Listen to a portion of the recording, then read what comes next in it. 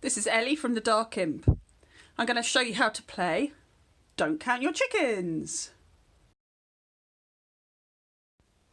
Okay, so I've set up for a game, and this game is for 3 people. So we've got 1 player here, 1 here, and 1 here. At the beginning of the game, each person gets 3 animal cubes, a chicken, a turkey, and a rooster.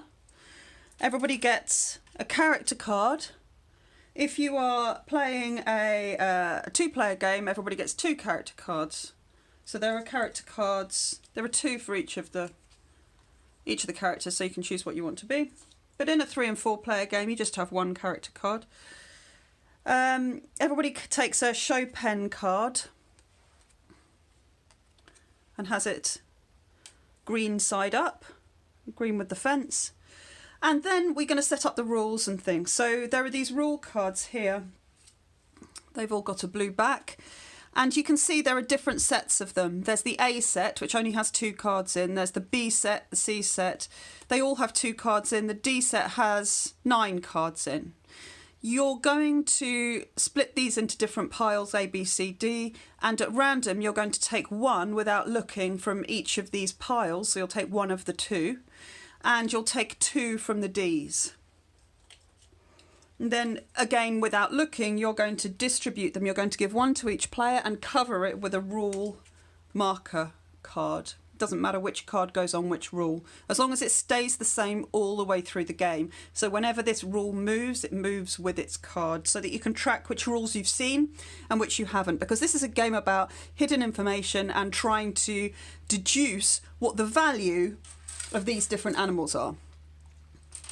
So this is the market area, and some of the animals are in the market, and during the game some animals will go into the coop. This is the box lid, the tin lid that you'll make into the coop. So some actions you take ask you to pay into the coop or tell you can take from the coop. And that's what that is there. So at the beginning of the game you can look at your own rule card. So you have some information. This isn't supposed to be a memory game, so you can write down the information if you want to. On my rule card it says animal C is worth twice animal B. Right, that's good information. I don't know what animal C and animal B are. To find that out, I'm going to have to look under these animal cards. And I'll do that during the game, but let's just have a quick look. So animal C is turkey. Now you're obviously not allowed to do this in the game. You have to play the game to try and work out what the animals are. So you're going to build up information about how valuable the animals are according to the rules. There are also some special rules, the D rules. They're sort of throwing a bit of a chaos element. This one says, for example, the player with the fewest number of animal A swaps these with the player who has the most. In a tie, no swap occurs. So that means that at the end of the game, if you've got lots of a high-scoring animal, you may have to swap them with the player of the fewest, but only if this particular rule is in the game. And nobody knows which of the rules are in the game, so you don't know what the rules are that govern this particular game. So that's what you have to find out. So the way that it works is every turn, this is the starting player token, so the person who currently has the starting player token takes their turn first. To take an action, you take your character card and you place it on one of the 7 action cards here. So let's run through what they do very quickly. You can take 2 animals from the market. So if you put your character card here, you can take 2 animals from the market and you put them in your flock here. Okay? If you place your card on this one, it means that you can swap your rule or animal card with the one that's in the centre, and then you move the first player token. It's quite a powerful action, this one. It means that you're going to be able to say, okay, I know what this is. I'm done with this one. I want to swap it with this one. I want to see what this one is. And then you can look at it. You can always look at the card, the rule or animal card that you have in front of you. You always keep the marker cards with the right card, with the card it starts with. If I wanted to, I could swap it with an animal card instead. I just put that in the centre and I take this one. Have a look at this. Okay, so that's that action. Or I could choose this action. Look at another player's rule or animal card and pay one animal of your choice. So if I look at someone else's rule, they don't get a choice. I'm going to look at their rule. I'm going to say, I'm going to look at your rule. Oh yes, animal B is worth twice animal A. Very interesting. And I'm going to pay you an animal. I'll pay you a turkey. There you go. Oh, I forgot to say on this action, you have to move the first player token. So you can swap your rule, but then you move the first player token to the player to your left, which means that you'll be last player to choose the action next time, your actions next time. This allows you to take 3 random animals from the coop. Any 3, you close your eyes, sort of give them a good mix up, and just take the first 3 that come. This action allows you to take all of one animal type in the coop. So, for example, let's have a look. Oops.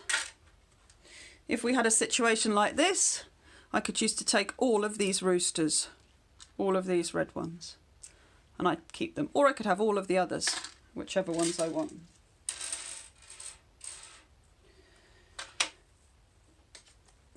I could pay one animal to the coop to take 3 of a different kind from the market. So I could choose to pay 1 chicken into the coop and take 3 roosters from the market and put them in my flock.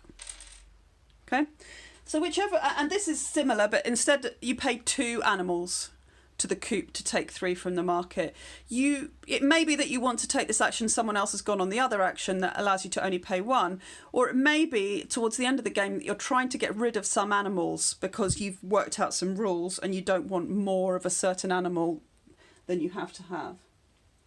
Okay, this is your show pen card. At the beginning of each round, every player takes their flock into their hand and then selects one of the animals from the flock. Let's say I'm going to take a rooster and I'm going to hold it in my hand and keep it secret. And when everybody else is ready, we all reveal what animal we've chosen. And you put that animal in your show pen card if it is different from the animals that the other players have chosen.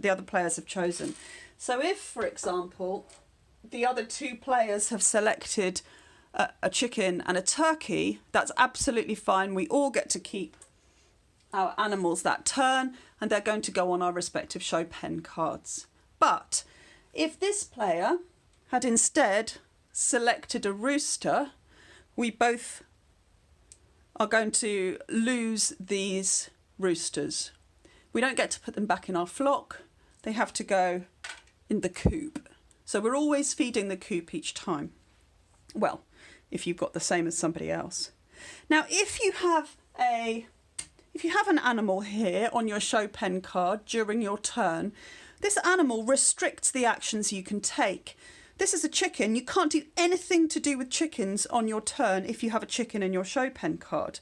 So if you want to take 2 animals from the market, for example, you can't take chickens. You can take anything except chickens. I could take 2 roosters, I could take 2 turkeys, or I could take 1 of each, but I can't take chickens.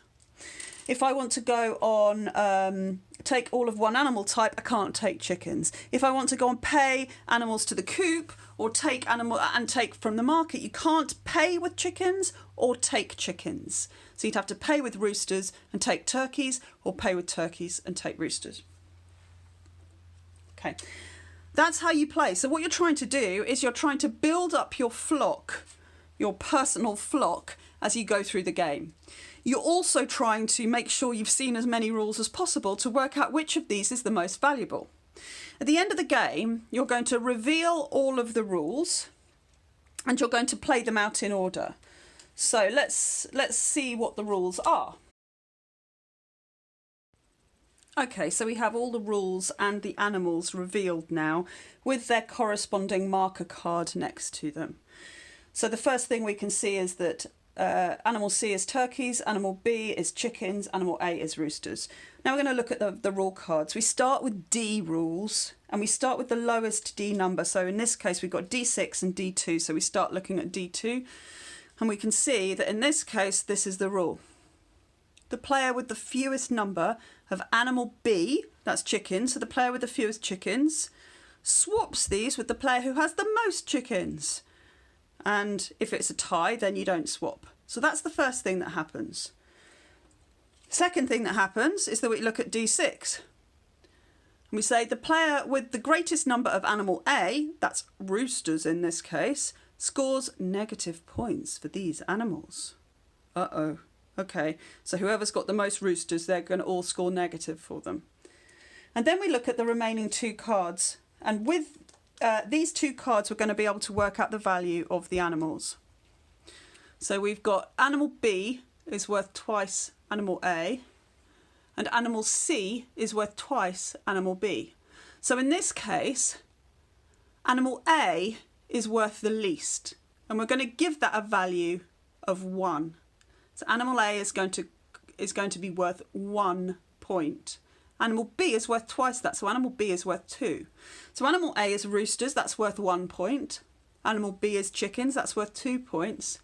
And animal C is worth twice animal B, that's turkeys, those are worth 4 points. So in this game, the turkeys are 4 points, the chickens are 2, and the roosters are 1.